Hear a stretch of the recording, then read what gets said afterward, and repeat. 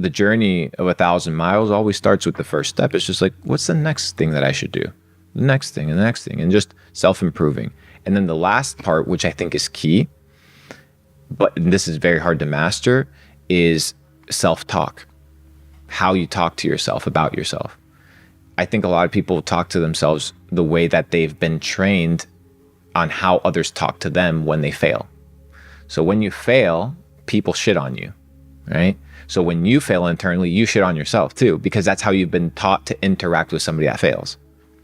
But what if when you fail, you treat yourself with kindness and grace and respect, knowing that you didn't know any better most of the time, even though you're being blamed exteriorly that you are a culprit, but in fact, maybe you just are figuring it out.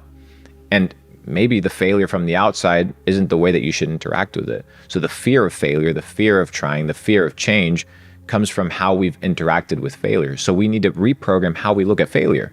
Failure is just trying. If you tried 1,000 times and you failed and then you succeeded, everybody would forget about all the failures, because that's how it works. You just got to continue batting. You look at, I think it was Federer. He did a keynote, a speech, and he said, like, I missed half of my shots. Like half of my shots are just fails. That's the game. You're going to fail more than you're going to succeed. This is just the name of the game. But words are powerful, and I've been saying this, man, for years. I worked with his interpreter, Dr. Emoto.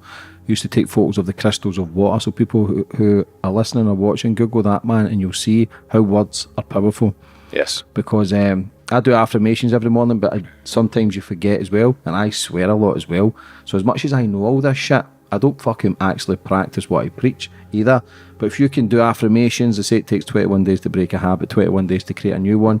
Joe Dispenza talks about the neural pathways and how you can change the neurons, and new neurons which fire together, wired together with doing something consistently, then puts that in the subconscious mind. And like, the world can be beautiful. And I'm in Scotland, so I see a lot of beauty. I travel the world, and 99.9% of people I meet are amazing as well. Just that striking up that conversation. I don't know what they do when they go home. I don't fucking care, if I'm honest. But when you actually just break it down, human beings are good. They're fucking good. And if there's catastrophes or there's bad stuff, our main instinct and first instinct is to go and help people. We're genuinely good. It's just everybody's confused. We talk about music. We talk about the CIA that were involved with rap music, 808s, which changes the frequency. Certain music can change the chemicals in your body. Like, what's your theory in all this? It's true, bro.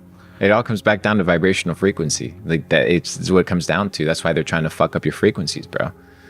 That's why you have EMF. That's why you have 5G. Like, all these things are designed to create what? Static. So you have no ability to get free thought, no ability to have inspiration, no ability to tap into the divine. None of these things happen. What is prayer? And people pray, what is it? Just Father thou art in heaven. No, that's not prayer. Prayer is connection. It's literally in the word. How do you connect? That's the question. How do you connect if you're full of static? How do you connect when you're literally consuming the poison? What about the clothes? They say there's some stuff in clothes at the end, because skin's the biggest organ. Everything. I mean, your skin is an organ, so everything you interact with, it's getting absorbed. So polyester is basically a synonym for plastic. Most people are just wearing plastic all day. I think fluoride's I think more people have woke up to fluoride in the toothpaste and the 100%, waters now. 100%. I think that's the main one. And fluoride is a new thing. It's a recent psyop. It hasn't been around for that long. It wasn't, maybe 100 years, maybe 80 years, but fluoride wasn't a thing.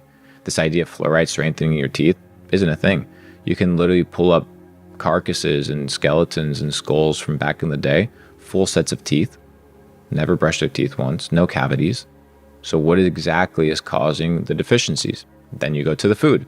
High fructose corn syrup, seed oils, all these things fucking up your system. Now you look at how the teeth are connected to what? The nerve system, and the nerve system connected to your brain.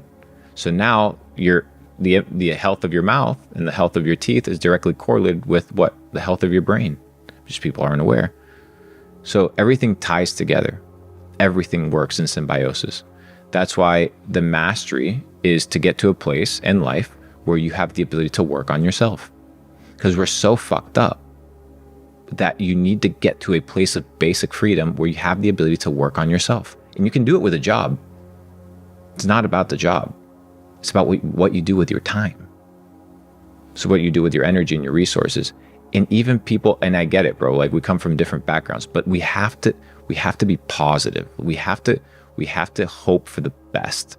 And even if somebody's background is really terrible, they might even consider that their situation isn't that bad, right? So it might be terrible for us, but for them, they may see a way out. So even if you're fucked up, even if you have a bad turnout, there's still a way around. What do you think of the pineal gland? Don't calcify it. Fluoride free. Don't calcify it. I mean, then I'll share it with you later. There's a special supplement I'll let you know after that I take to decalcify the pineal gland. And once again, the pineal gland is also known as the third eye. The third eye is basically your ability to see. But once again, there's different theories as to what it is or what it's not. But throughout history, the little pine cone or almond is worshipped. So we can get into those crazy things as well. But do you think maybe for a different time. Do you think we are telepathic human beings? Because when 100%. We get the phones, because they say we're telepathic, where we should be able to speak to people in China, Hong Kong, no matter where you are, by, again, vibration. When you know someone's going to phone, that your vibration's working to an extent where you're feeling who's going to phone.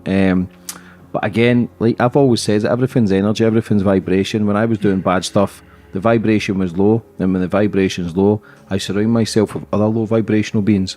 But then my vibration becomes higher, you disconnect, you want to disconnect from porn and alcohol and drugs and bad foods. The only thing I slip with now is sugar. I seem to eat my emotions. That's the only thing that's got. Yes. You know what you should try? Parasite cleansing. I was just about to ask about the parasite. Yeah. I follow Barbara O'Neill. So parasite cleansing a lot. So what happens with parasites is they get access to your nervous system and they send electrical pulses, basically instigating hunger. So they're craving. So I would do a parasite cleanse 100%. Yeah, because I follow Dr. Sebi and Barbara O'Neill, who's doing amazing work. She was banned from Australia. Everything she does is all organic. Everything's grown from the earth. All the cures, all the vitamins, everything that you need to grow your hair back, your nails, your teeth. It's fucking mad that people are so uneducated. It's not even people are uneducated. They've just never had the knowledge put in front of them. Yeah. You're only being educated from the schooling system and then find a job and work 9 to 5. They're not really, you don't question the schooling system. You know what happened to me with food? So believe it or not, I was almost 200 pounds. I had a psychedelic experience a couple years ago. Ayahuasca? No, it wasn't ayahuasca, just mushrooms. And the first thing that I realized, I was like, what the fuck? Like, I was like, why am I eating all this junk food? That was my first epiphany. It's like, what the fuck am I doing? Almost 200 pounds. Might be hard to believe now. I don't know what that translates into kilos, but 200 pounds, I'm sitting there and I'm like, okay, let me evaluate my relationship with food. And I would begin to, when I got these cravings, to think like, okay, why is this happening? Like, why am I feeling? What is it that I'm feeling? Is it a craving? Is it, I'm caving into my emotions? Or are these just still alibis that I'm giving myself? And as I began to be honest with myself, I realized that food was an addiction.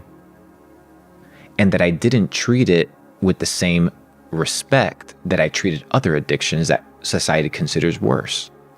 But one of the leading issues for death in the United States, cardiac arrest, heart arrest, it all comes from what people eat, people's food. Arteries blocked, but we don't give it the same. People walk into church talking about, the temple of God, eating their donut, drinking their fluoridated water.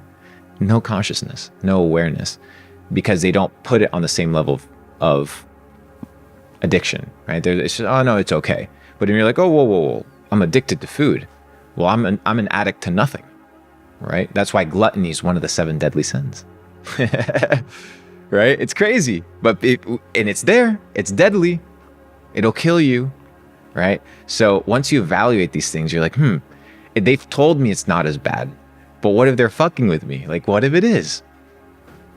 And once I realized that, I was like, okay, I'm going to treat myself with respect. Just like I wouldn't go do cocaine or do X, Y, and Z, because I treat myself with respect. I don't want that addiction. Same thing with food. And once you master that once again, the mindset of it, then it changes. That's the first part. The second part is you never want temptation or addiction to be close to you. So what does your pantry look like? Do you set yourself up for success? what I've told people is make it so hard to lose that it becomes easy to win. So what does your pantry look like? What does your kitchen look like? Right? If it's designed to make you stumble and fall, then you're going to stumble and fall. But if you set yourself up before for success, then you're going to win. If you open up the fridge, all you have is ribeye, grass-fed, right? All you have is your chicken. All you have is your rice. All you have is your broccoli. You don't have your processed garbage. You don't have your sweets. You don't have the candy. You have the food that you know is good for you. You have no choice. You don't think about it. It's just there. And once you begin to make it so hard to lose that it becomes easy to win, then you set yourself up for success.